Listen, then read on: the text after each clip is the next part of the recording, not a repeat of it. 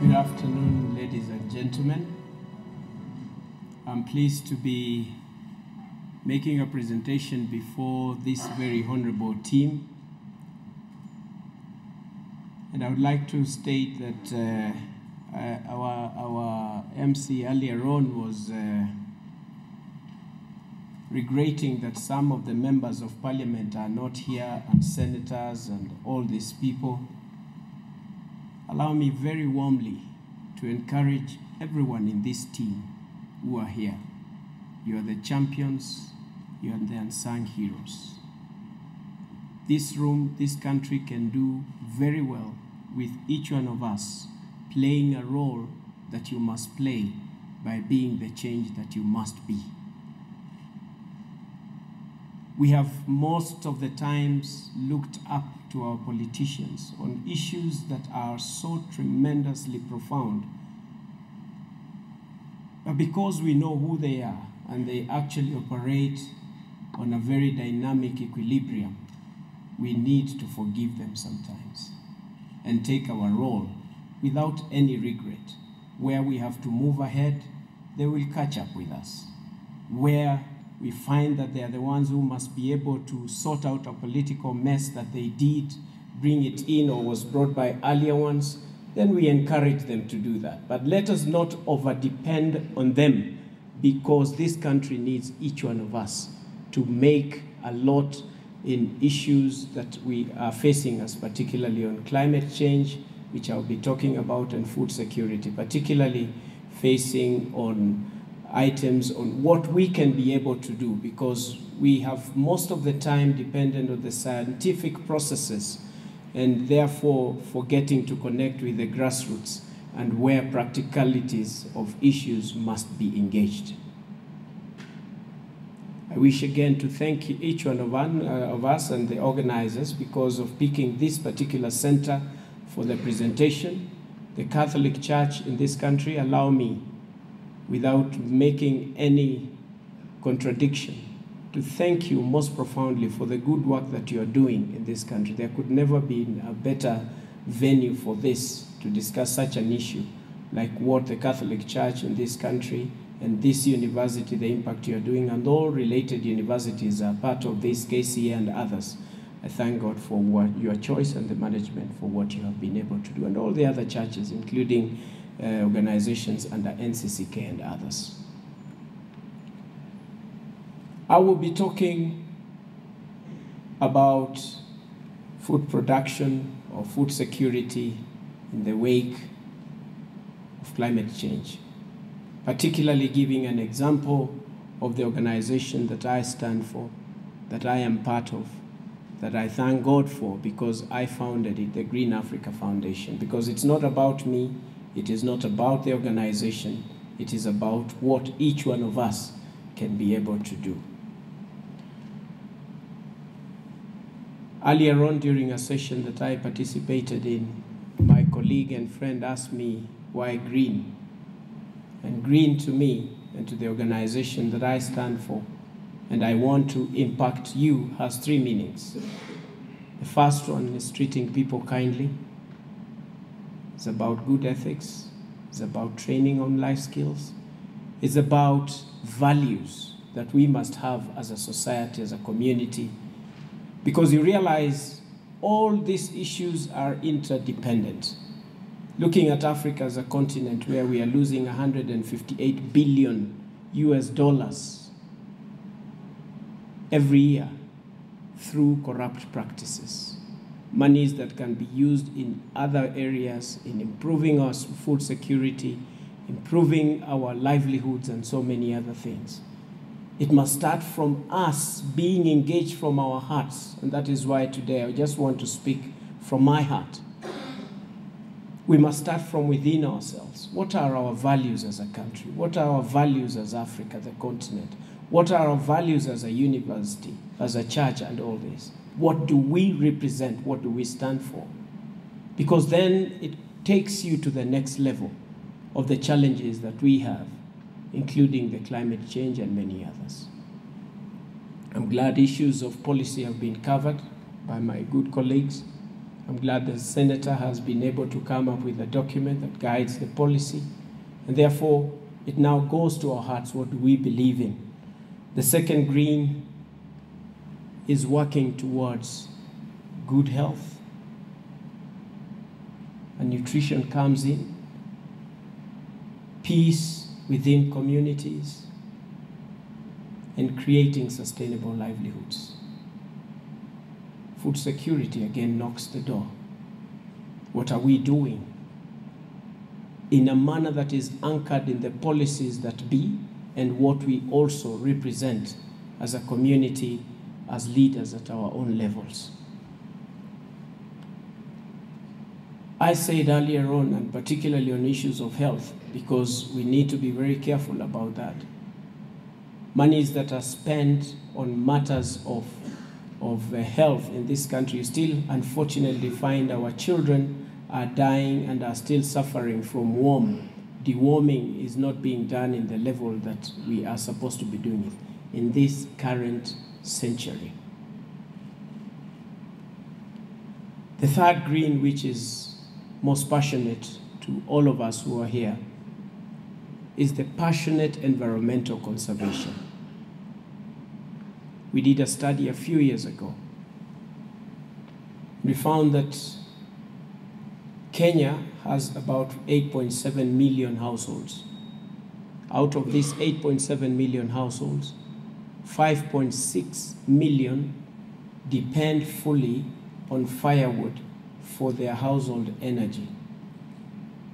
We went ahead to check, and we found that each household uses about 10 kilograms of firewood every single day for their breakfast, lunch, and dinner, if the food is there. We found for you to find 10 kilograms of firewood, you would have dry matter weighing 10 kilograms. Or rather, the 10 kilogram equates to a 3-year-old tree that is fastest growing. This is not the indigenous trees. You're talking of eucalyptus and other fast-growing trees planted at their optimum, the very best with sufficient water. It is therefore correct to say that Kenya depletes 5.6 million trees every single day. As we sit, as we talk after lunch, we are already talking about 4.something million trees already done. What does that mean to the environment as we sit here?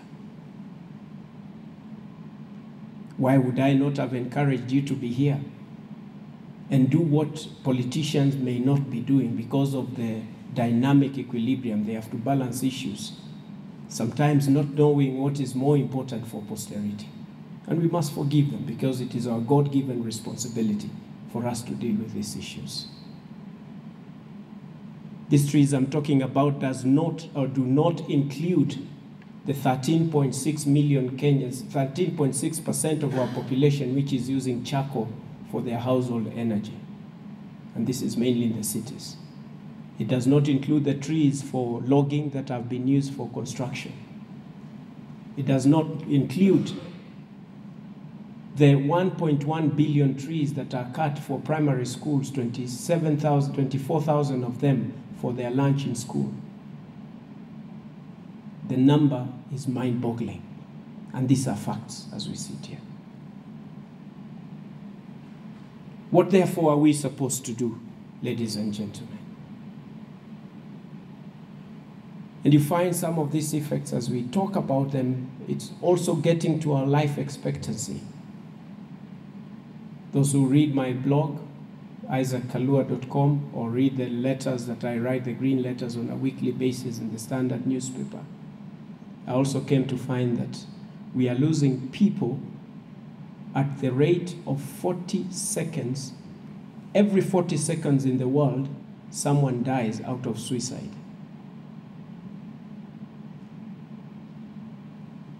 This is happening in Kenya as well and other countries.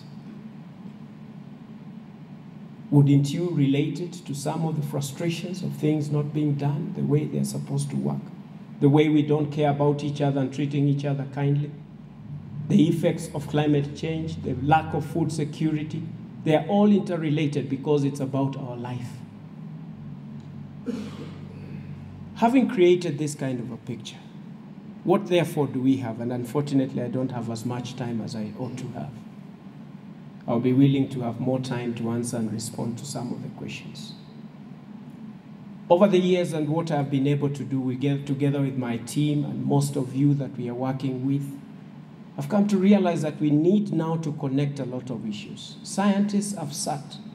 In fact, there is nothing new that you're going to come out with today that has not been done. It's just dusting somewhere. It just needs to be wiped the dust, and you'll find that it was done in 1962, and someone was already thinking like you are. But like most of the scientists, we are keeping information to our own selves and lacking the practicability of it, taking it to the next level, moving from plan to action.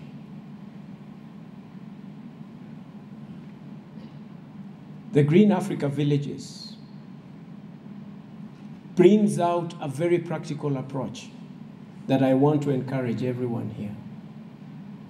It is about demonstrative training on 10 plus different activities that we are all engaged in on a daily basis. Working through 3 service avenues, my organization, I want to reconnect the same to you.